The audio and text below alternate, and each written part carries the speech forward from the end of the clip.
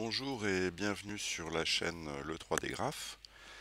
Nous allons modéliser un cadre pour un tableau.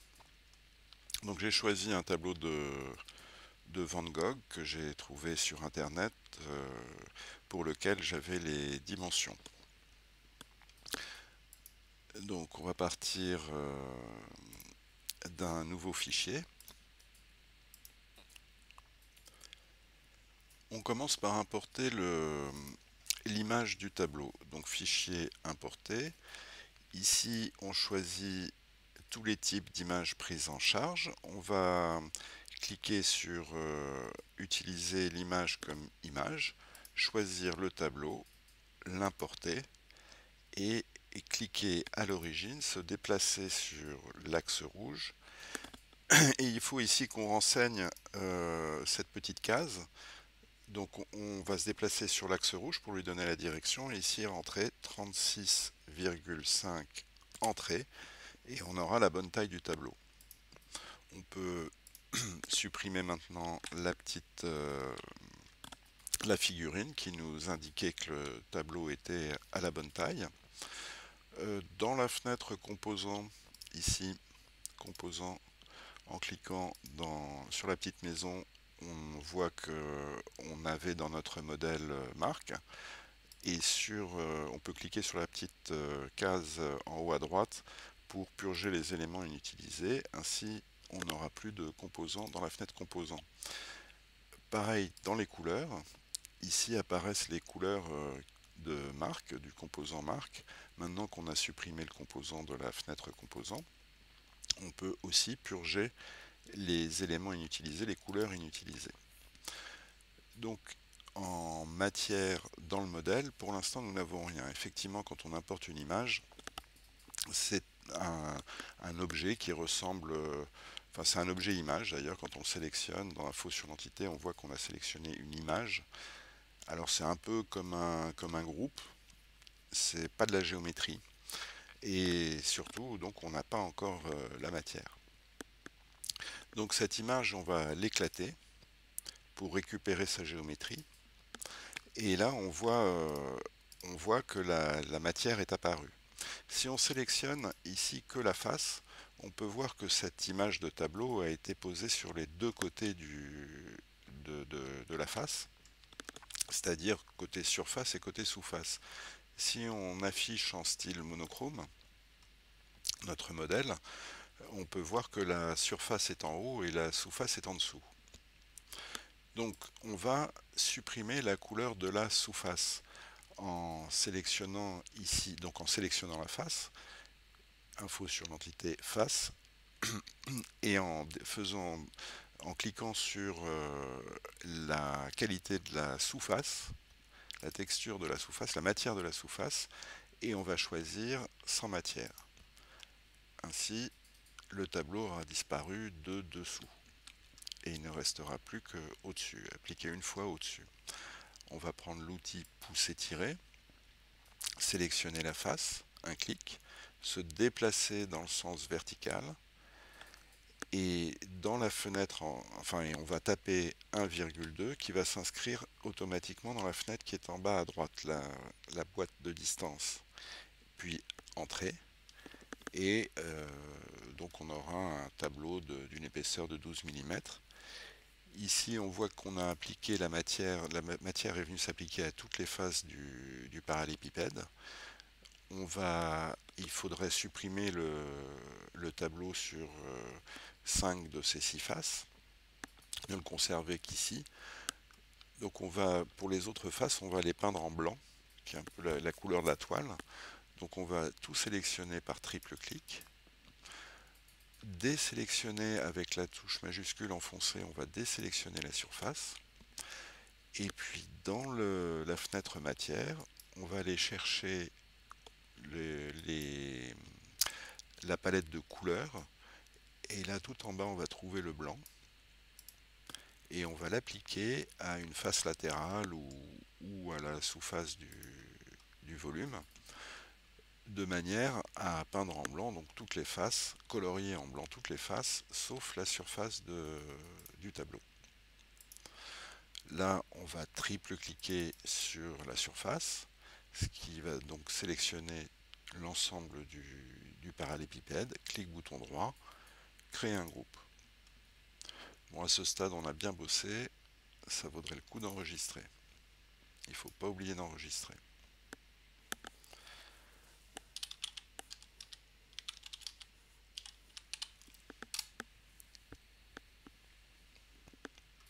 Ensuite, il faut qu'on fasse un cadre.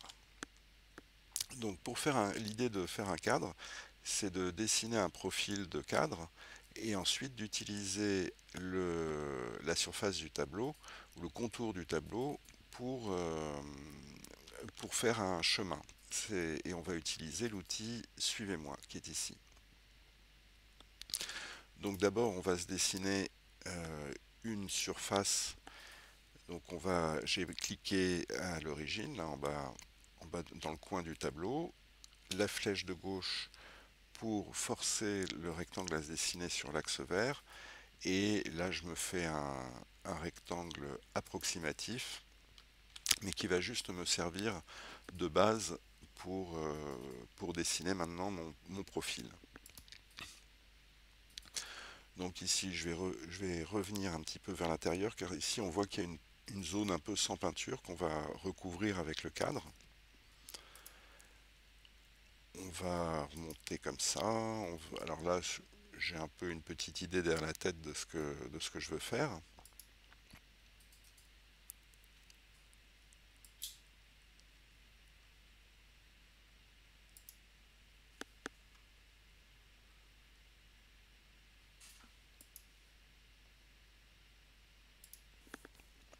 Voilà, normalement ici, on a, on a bouclé la boucle. Donc on a deux surfaces. On peut supprimer la partie supérieure, ici, puis ce trait ici. On peut donner un peu d'épaisseur au cadre. Avec l'outil Move, déplacement, on va déplacer le fond du cadre. Ensuite, ici, on va prendre on va mettre un petit peu d'air, comme ça et comme ça. Donc là, je vais contraindre le déplacement sur l'axe bleu avec la flèche vers le haut, en cliquant une fois sur la flèche vers le haut. Et là, je vais me faire une petite coquetterie. Donc j'ai pris l'outil arc à 2 points. Il me propose ici de faire 12 côtés, je vais en rentrer 6. Et puis cliquer sur les deux extrémités de l'arc et lui donner une valeur à la corde. Et on voit que quand on se déplace là verticalement, à un moment, on a un cran sur le demi-cercle, ce que je vais accepter de manière à avoir un demi-rond. Je vais déplacer, copier ce cercle ici. Ah oui, alors copier, donc on sélectionne l'objet qu'on veut copier. Move, on appuie, déplacement, outil déplacement, on appuie une fois sur la touche contrôle pour faire apparaître le petit plus. Donc on sera en copie. Premier clic à l'extrémité de l'arc, deuxième clic au point d'arrivée. Avec la gomme, on peut enlever les deux petits traits qui sont là. Et puis s'ajouter ici, là ça c'est encore une coquetterie. Voilà, ici je fais un petit creux dans le cadre. Alors nous voici avec le profil du cadre. Maintenant il nous faut un chemin. Donc on va tout de suite faire un groupe en double-cliquant et en créant un groupe pour cet objet. Ensuite on va rentrer dans le tableau, double-clic. On va sélectionner les 4 lignes qui font le tour de la peinture. Donc là on va faire double-clic sur la surface, ce qui va sélectionner la face plus les 4 arêtes. Ici, on a 5 entités de sélectionnées dans Info sur l'entité. Avec la touche majuscule enfoncée, on désélectionne la face. Il ne nous reste plus que les 4 arêtes qui sont sélectionnées. La édition copier, donc CTRL-C. On sort du groupe avec un clic à l'extérieur de la boîte englobante, on rentre dans le profil, et là on va faire édition, coller sur place notre profil. Là, il ne nous reste plus, comme le chemin, pardon, notre chemin, comme le chemin est sélectionné, il ne nous reste plus qu'à sélectionner l'outil Suivez-moi et à désigner la face comme contour euh, pour le cadre. Comme profil, pardon, comme profil pour le cadre. Donc là, voilà le résultat du Suivez-moi. Il a pris notre profil et il lui a fait faire le tour du chemin. Alors on voit que toutes les faces ont été retournées, c'est-à-dire qu'on voit les sous-faces des faces. Donc on va faire un triple clic et retourner ces faces en inversant les faces. On clique à l'extérieur pour voir à peu près le résultat, les proportions. Donc ici tout va bien. On va maintenant colorer le cadre. Donc on rentre dans le cadre. Ici on ne peut pas voir la sous-face parce que on est encombré par le tableau lui-même. Donc dans affichage, modification du composant, on va faire masquer le reste du modèle. On va cliquer sur masquer le reste du modèle, ce qui nous permet de n'avoir que le cadre. Alors la première chose à faire, là on va peindre avec des aplats, donc peu importe les couleurs qu'on va choisir, on va essayer de les prendre pas trop loin de ce qu'on veut, mais surtout l'important, on a le loisir ensuite de modifier la couleur utilisée. Donc il est important surtout de faire des groupes de couleurs. Ah, alors on voit pas bien que je peins ces faces-ci. Alors c'est peut-être sur les ombres. Oui, voilà, la valeur pour foncé est à 70. On va la mettre à 50, ce qui donne plus de détails, plus de lisibilité aux couleurs. On va prendre une autre couleur pour ce cadre-ci.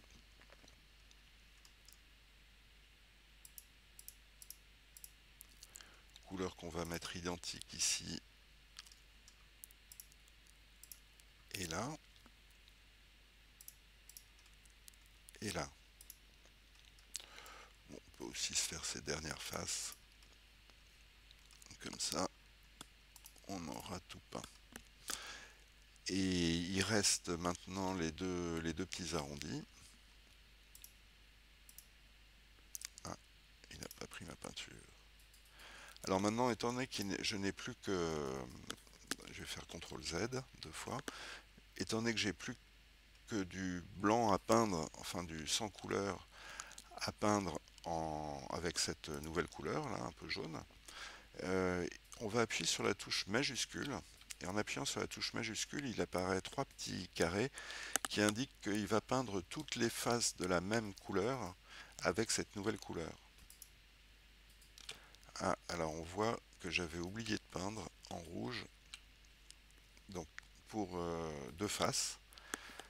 Donc on est toujours sur le pot de peinture, on va appuyer cette fois-ci sur la touche Alt. Ça va transformer le curseur en pipette. On va prendre cette couleur-ci. On lâche la touche Alt, on revient sur le pot de peinture et on réattribue cette couleur-là aux deux dernières faces. Bon, là on n'y est pas encore au niveau des couleurs. On passe en vue de dessus. Donc ça tombe bien, on est sur ce rouge, on va dans édition et là on va le faire tendre un petit peu vers un jaune sable, un peu clair. Alors je pense qu'il faut désaturer un peu toutes les couleurs. La suivante, on reprend le pot de peinture, on va chercher la pipette avec la touche Alt et là on va modifier à nouveau cette peinture-ci, donc on va la désaturer et éventuellement la foncer un peu pour trancher un peu avec le décor qu'il y aura à l'extérieur, un peu plus désaturé.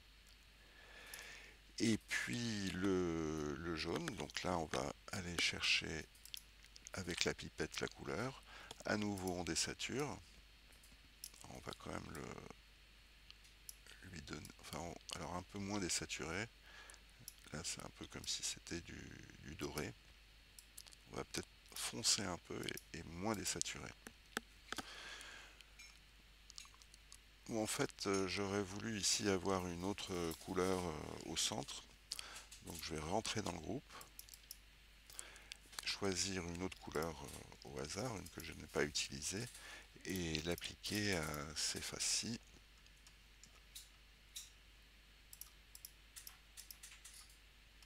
Voilà, on peut ressortir,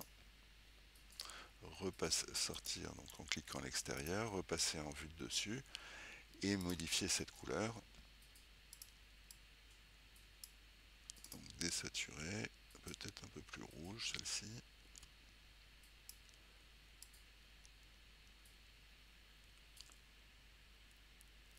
Voilà, éventuellement on peut aller chercher par exemple ce rouge-ci, un rouge par ici.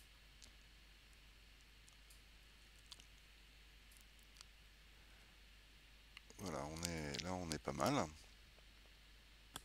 Donc maintenant qu'on a nos deux groupes, donc ici un premier groupe, là on voit pas que je l'ai sélectionné, mais il est sélectionné. Un deuxième groupe, on clique bouton droit et on crée un groupe. Donc ici on a bien sélectionné nos deux objets et on crée un groupe de ces deux objets. Maintenant on va le photographier, donc lui créer un petit fond. On va tout simplement déplacer, enfin redresser l'objet, donc on passe en Move et on va utiliser les petites croix qui apparaissent sur les faces quand on est en Move pour pivoter l'objet. Ensuite on va le monter un peu quand même, donc on va le déplacer verticalement ici jusqu'à l'origine et on va le remonter. Donc un clic, on se déplace dans le sens dans lequel on veut le remonter, puis on rentre 150 entrées et on a mis le tableau à 1,50 m du sol. On va prendre l'outil rectangle, se dessiner un rectangle vue de face. Là on va le retourner, donc sélection, clic bouton droit, inverser les faces, tout sélectionner par triple clic et créer un groupe.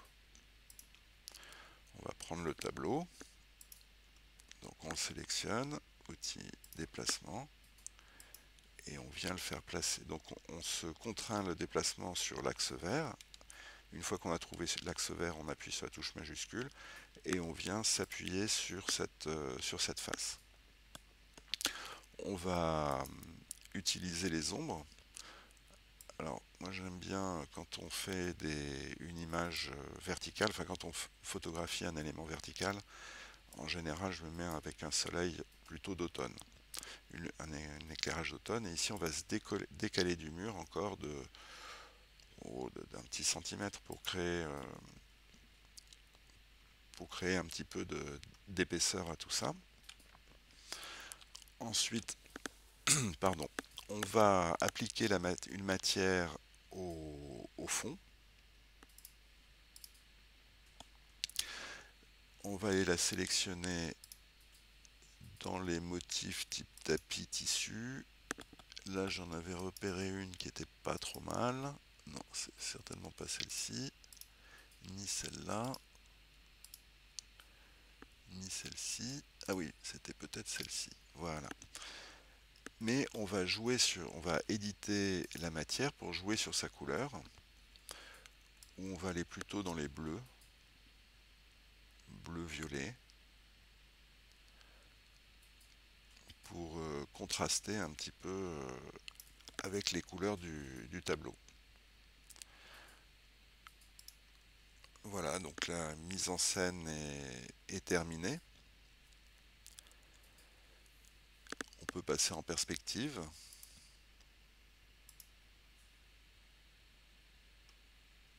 Donc en perspective, et on choisit de regarder le tableau à peu près au milieu. Et dans caméra, on va se mettre sur perspective à 2 points. Et puis enregistrer une scène. Donc on ouvre la fenêtre scène, on clique sur plus ajouter une scène. Et puis on enregistre le fichier. Merci d'avoir suivi ce tutoriel. Vous pouvez retrouver d'autres tutoriels sur cette chaîne YouTube le 3D Graph. Vous pouvez aussi visiter le site web le 3dgraph.fr sur lequel vous allez trouver les liens pour télécharger le fichier et le fichier SketchUp et l'image du tableau.